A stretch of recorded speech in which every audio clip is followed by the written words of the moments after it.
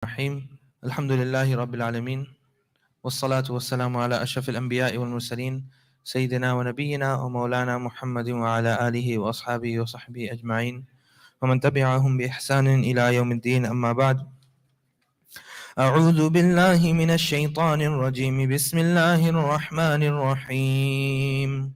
ويسألونك عن ذي القرنين قل سأتلو عليكم منه ذكرا إنا مكنا له في الأرض وآتيناه من كل شيء سببا فأتبع سببا حتى إذا بلغ مغرب الشمس وجدها تغرب في عين حمئة ووجد عندها قوما قلنا يا ذا القرنين إما أن تعذب وإما أن تتخذ فيهم حسنا قال أما من ظلم فسوف نعذبه ثم يرد إلى ربه فيعذبه عذابا نكرا وأما من آمن وعمل صالحا فله جزاء الحسنى وسنقول له من أمرنا يسرا. صدق الله العلي العظيم. وَيَسْأَلُونَكَ عَنْ ذِي الْقَرْنَيْنِ قُلْ سَأَتْلُو عَلَيْكُمْ مِنْهُ ذِكْرًا. And they ask you about ZhulQarnainr, say, O Muhammad, this is the addressee is Rasulullah sallallahu alayhi wa sallam, say, I shall now recite to you some narration or some incident or remembrance regarding him.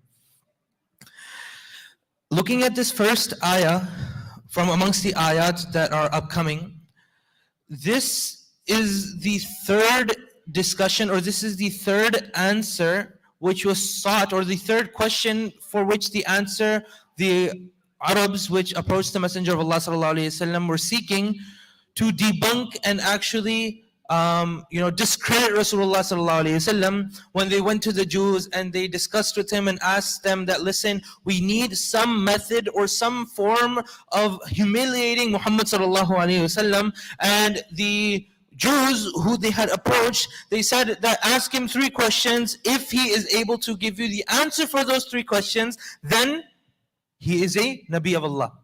However, if he is unable to do so, if he cannot provide you with the answers to these 3 questions, then rajulun taqalluha, he is a person who is just speaking out of his back pocket. He's not someone you don't have to worry about. He's a fabricator, and a'udhu billah, he's someone who is not a true Nabi of Allah.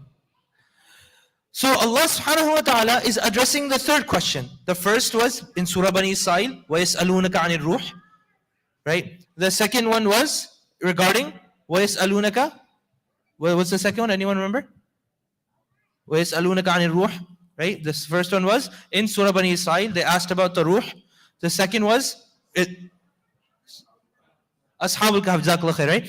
Ashab al-Kahf, right? He was told, or the Arab group of people were told, that ask him about the people who slept in the cave for 300 plus years. And the last was ask about the person who traveled or who conquered the east and west, or who traveled from the east to the west.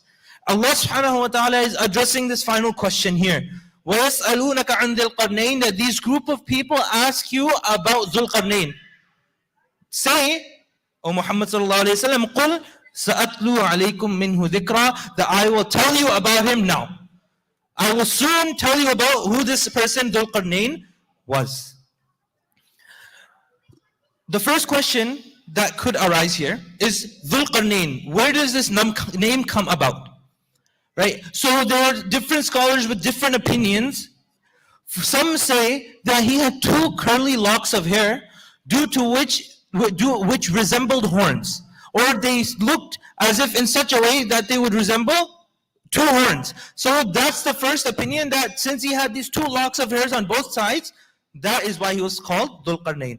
Another opinion states that he had an injury on both sides of his head, thus denoting the one with 2 horns, or he actually had 2 marks on the sides of his head, which showed as if, or which denoted as if he had horns in the place of those 2 marks. That's why they call him ZhulQarnainr. Then Allah subhanahu wa ta'ala furthermore mentions, إِنَّا مَكَّنَّا لَهُ فِي الْأَرْضِ وَآتَيْنَاهُ مِنْ كُلِّ شَيْءٍ سَبَبًا فَأَتْبَعَ سَبَبًا. Allah subhanahu wa ta'ala talks about the journey of ZhulQarnainr, right? But before we actually get into what took place, what happened with ZhulQarnain and how his story goes about, we're going to be talking about the story of ZhulQarnain in two parts.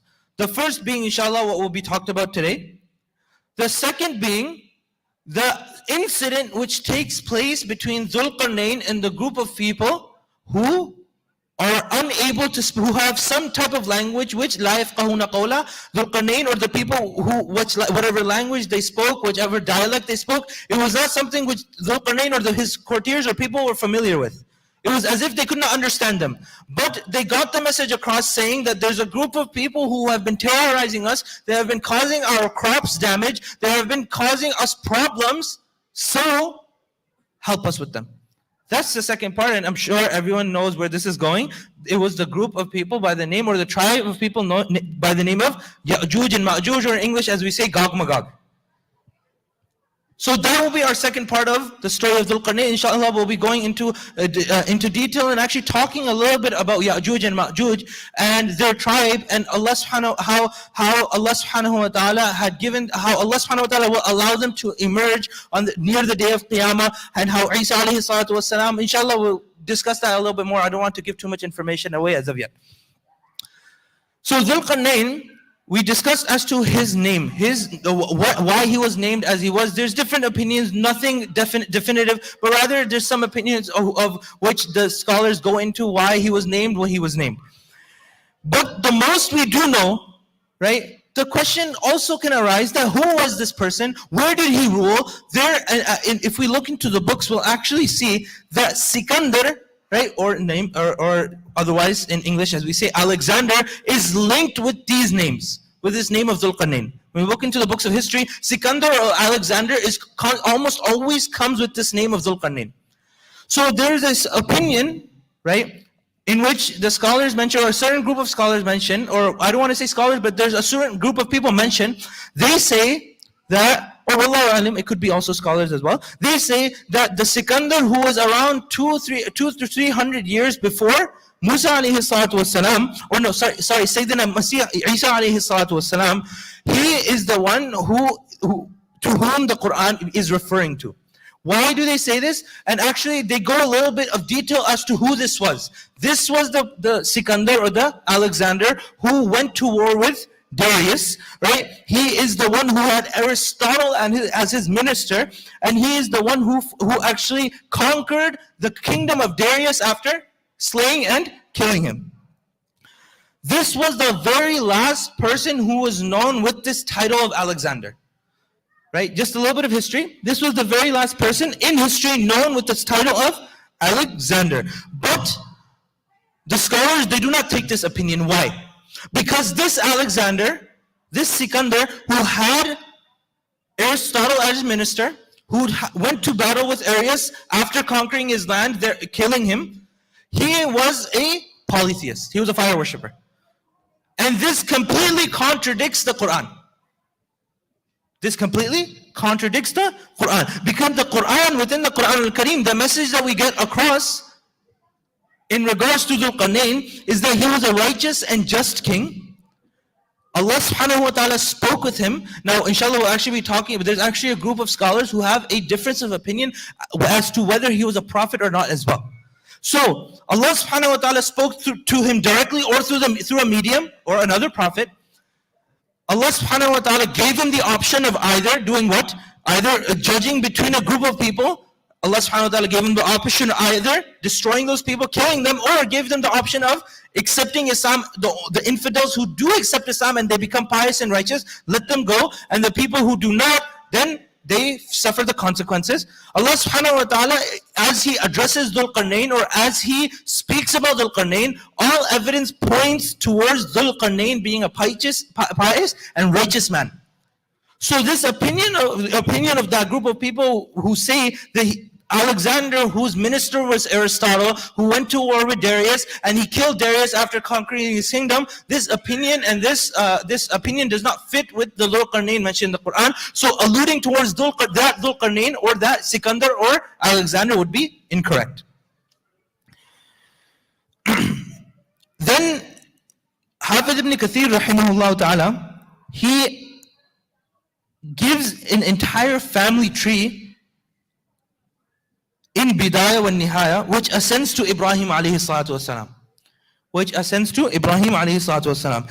He said that this is the Sikandar, this is the Alexander, who is recognized as the Greek and the Egyptian and the Macedonian, who founded the city of Alexandria or Iskandaria. After his name and the Roman calendar dates back to his time, this ZhulQarnainr or Sikandar, right, once again, those two names come together, appeared after a long passage of time after the first one. This time has been identified as being more than 2,000 years. He was the one who killed Darius. Once again, this is in reference to the point of the scholars whose opinion we do not take, because alluding towards the ZhulQarnainr of the Quran. Overpowered the Persian monarchy and conquered their country. But this person was a polytheist. And as we know, ZhulQarnainr was not a polytheist. Declaring him to be the one mentioned in the Quran is totally wrong. Ibn Kathir, rahimahullah, he has his own wording, inshallah, if anyone is interested in looking, it's all in Arabic, right? Ibn Kathir, rahimahullah, has quoted this entirely from his book. Ibn Kathir, rahimahullah, after mentioning this, he actually removes this entire misconception. It clarifies that the one who fought Darius, meaning the one who is a polytheist, who is the founder of Alexandria, is not the ZhulQarnainr in the Quran. This misconception has been actually a means of many commentators going astray, or many commentators actually having misconceptions regarding this. And Ibn Kathir, rahimahullah, within this statement of his, he removes that misconception. He said that ZhulQarnainr is not the one who is being referred to. This ZhulQarnainr, what Allah subhanahu wa ta'ala is referring to within the Quran al-Kareem, is someone else. But one thing really comes to mind, and it's a principle we've read before, and I've mentioned it again and again. And the reality of the matter is, even the Jews and even the Arab who came to Rasulullah sallallahu alaihi wasallam to test his veracity, to test his knowledge, to actually, na'udhu billah, test his prophethood, even when they came to Rasulullah sallallahu alaihi wasallam to ask him regarding ZhulQarnainr, Ruh, and Ashab al-Kahf, this answer of ZhulQarnainr, or the ZhulQarnainr which is mentioned in the Quran, the answer that was given to them, not the answer of who he was, where he ruled, what time period he was from, not all of that, but rather the answer of ZhulQarnainr, how Allah subhanahu wa ta'ala said, we gave him power, we gave him status in the world, he was someone who traveled from the east to the west, conquered the east to the west. This in itself, this slight introduction of ZhulQarnainr was more than enough for them. Meaning, anything besides this, any more information when it came to what time period he ruled in, what era and age, and who he really was, this was enough for them, and anything more than this was redundant and completely unnecessary. So by Allah subhanahu wa ta'ala telling using this ayah to explain to them and telling them this is who he was, they didn't ask anything more, because they themselves felt anything besides this was unnecessary. Showing us what? That knowing where he was from, knowing the exact details and exact information regarding ZhulQarnainr is not necessary for us at all, but rather is a lesson we take from it. The lesson that we learn from this, showing the thubut, or the establishment of the prophethood of Rasulullah sallallahu alaihi wasallam, also showing us that Allah subhanahu wa ta'ala, he used this person ZhulQarnainr to basically to show justice within the world, to show justice within the world. Then we move on to Allah subhanahu wa ta'ala saying that إِنَّا مَكَّنَّا لَهُ فِي الْأَرْضِ وَآتَيْنَاهُ مِنْ كُلِّ شَيْءٍ سَبَبًا, that we gave him power on earth and provided for him a way to everything. وَآتَيْنَاهُ مِنْ كُلِّ شَيْءٍ سَبَبًا, we provided a means for everything, meaning in his kingdom, in his method of approach, in the way that he needed strength from not only his surroundings, but he himself. Anything and everything, min kulli shay, we had provided him the means to be able to do what he needed to do. فَأَتْبَعَ سَبَعًا, then he followed a way. حَتَّى إِذَا بَلَغَ مَغْرِبَ الشَّمْسِ وَجَدَهَا تَغْرُبُ فِي عَيْنٍ حَمِئَةٍ وَوَجَدَ عِنْدَهَا قَوْمًا, until he reached a certain area, he reached an area where the sun sets. he found it setting into a muddy spring or a miry spring and found near it a people. We said, O ZhulQarnain, قلنا يا ذا القرنين إما أن تعذب وإما أن تتخذ فيهم حسنا. That, O ZhulQarnain, either you punish or take something good for them. This, first looking at the words themselves, Allah subhanahu wa ta'ala is saying that ZhulQarnain, he traveled to a place, and when he traveled to that place, it looked as if the sun was setting into a murky water. Now we can understand this in the way that, now why was this water murky? Was the water itself dirty, or was the like, if we go to the swamp, if we go to the wetlands, what happens? The water itself is clear, but the water will reflect the color of what is beneath it. Right? If we go to places like, if we go to places like Egypt, right, you'll see that the water is very clear. Right? You'll see that the water is very clear, and you can literally see the sand below. But if we go to the wetlands in Florida, if we go to the Amazon rainforest, you'll see that the swamps there, they're completely black.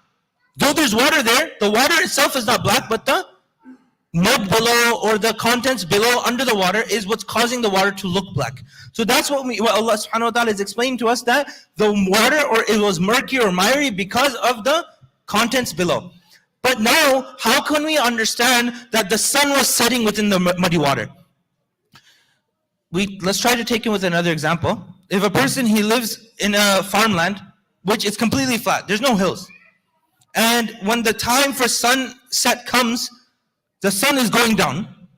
If a person looks as far as they can see towards the sun, what happens? It looks as if the sun is literally being sucked into the earth. But in actuality, the sun is just setting and its orbit is finishing, right? So Allah subhanahu wa ta'ala is explaining that this miry water, the murky water within which the sun was setting, was not in actuality the sun setting in the water, but actually the sun was just going down, and it looked as if it was going into the water. So ZhulQarnain, he sees a group of people there. Allah subhanahu wa ta'ala says, قُلْنَا يَا ذَا الْقَرْنَيْنِ إِمَّا أَن تُعَذِّبَ وَإِمَّا أَن تَتَّخِذَ فِيهِمْ حُسْنًا. That if you would like, you can punish them. First option. The group of people who inhabited that area were infidels. They were people who sinned, they were polytheists, they were paganists, whoever they were, but they were people who sinned and they were not believers in Allah subhanahu wa ta'ala. Allah subhanahu wa ta'ala gave ZhulQarnain two options. First, إِمَّا أَن تُعَذِّبَ, that you can punish them. وَإِمَّا أَن تَتَّخِذَ فِيهِمْ حُسْنًا, or you can take something good for them. Meaning what? Give them the option. Give them an option, or you can, or forget about giving the option. Give them an opportunity to accept Islam. If they do, then all well and good. If they don't, then they suffer the consequences. Then Allah subhanahu wa ta'ala, after telling this to ZhulQarnain, one point comes to mind, or actually an ikhtilaf or a difference of opinion of scholars arises here. That was ZhulQarnain a person who was a Nabi? Was he a prophet? Was he a prophet of Allah or not? There are certain scholars who hold the opinion that he was. And the istidlal, or the means of proof that they use, is Allah subhanahu wa ta'ala saying, Ya ZhulQarnain. That Allah subhanahu wa ta'ala is speaking to ZhulQarnain through a mode of wahi. He is addressing ZhulQarnain directly. Something like this, something as great as saying that, go, you can kill these people or you can spare them. This is something which cannot be accomplished through anything besides wahi, anything besides divine revelation. So Allah subhanahu wa ta'ala, by saying Ya ZhulQarnain, some scholars of the opinion, this statement alone tells us that ZhulQarnain was a prophet of Allah. Number one. The second opinion is that the prophet of that time, and this ZhulQarnain, within which the Quran talks about, right? About whom the Quran talks about. This ZhulQarnain, his minister was Khidr alayhi salatu wasalam, right? That's why we don't take the one whose minister was Aristotle, who was a polytheist. No, the minister of this ZhulQarnain, who is mentioned in the Quran, his minister was Khidr alayhi salatu wasalam. So the second opinion is that Allah subhanahu wa ta'ala sent a wahi to the prophet of that time, who then addressed ZhulQarnain saying, إِمَّا أَن تُعَذِّبَ وَإِمَّا أَن تَتَّخِذَ فِيهِمْ حُسْنًا. You can choose to punish them, or you can choose to let them go. Or you can choose to take something good from them. So there's both opinions which are there. That one is that he's a prophet due to the word Ya ZhulQarnainr. Oh ZhulQarnainr, Allah subhanahu wa ta'ala is addressing him directly. And such a thing which is as huge as a person's life in question cannot be addressed to anything but wahi. The second is that ZhulQarnainr, Allah subhanahu wa ta'ala used the prophet of the time to deliver this message to ZhulQarnainr of imma an tu'adhiba, you can either choose to punish them or spare them. ZhulQarnainr says, فَأَمَّا مَنْ ظَلَمَ فَسَوْفَ نُعَذِّبُهُ ثُمَّ يُرَدُّ إِلَىٰ رَبِّهِ فَيُعَذِّبُهُ عَذَابًا نُكْرًا. قَالَ أَمَّا مَنْ ظَلَمَ, that whosoever has oppressed themselves. أَمَّا مَنْ ظَلَمَ فَسَوْفَ نُعَذِّبُهُ, soon we will punish them. ثُمَّ يُرَدُّ إِلَىٰ رَبِّهِ, then they will be taken back to their Lord. They will pass away, go back to their Lord. فَيُعَذِّبُهُ, and He will also punish them عَذَابًا نُكْرًا. وَأَمَّا مَنْ آمَنَ وَعَمِلَ صَالِحًا فَلَهُ جَزَاءً الْحُسْنَى وَسَنَقُولُ لَهُ مِنْ أَمْرِنَا يُسْرًا. And however, those people who did good, who practiced good deeds, فَلَهُ جَزَاءً الْحُسْنَى, they will receive a huge recompense, a good recompense.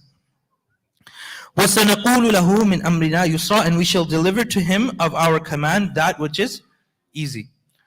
So Allah, ZhulQarnainr, taking the second option of not punishing them immediately, because Allah subhanahu wa ta'ala, we can say, left the ball in his court, that listen, it's up to you. You can punish them, or you can, Allah subhanahu wa ta'ala using ZhulQarnainr to apply justice. But ZhulQarnainr takes the second option, that I will give them the opportunity to accept Islam.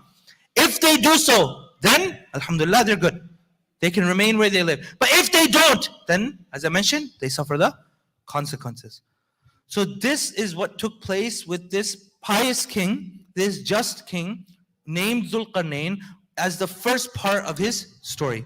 That he was a person who administered justice, and he was a person who Allah subhanahu wa ta'ala used to spread his deen, of course, as he was used in this manner to take these people who were originally and essentially, disbelievers in Allah Azza wa Jal, and use them to do what?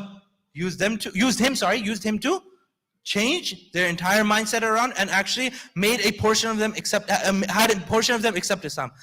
Then Allah subhanahu wa ta'ala uses him in another place, which inshallah we'll talk about next week, is how Allah subhanahu wa ta'ala used ZhulQarnainr to help and assist those people who were suffering due to the tribe of Ya'juj and Ma'juj. May Allah subhanahu wa ta'ala give us all the ability to act upon what He said. May Allah subhanahu wa ta'ala give us all the ability to develop a very strong connection with His book. Subhana rabbika rabbil izzati amma yasifun wa salamun alal mursalin walhamdulillahi rabbil alamin.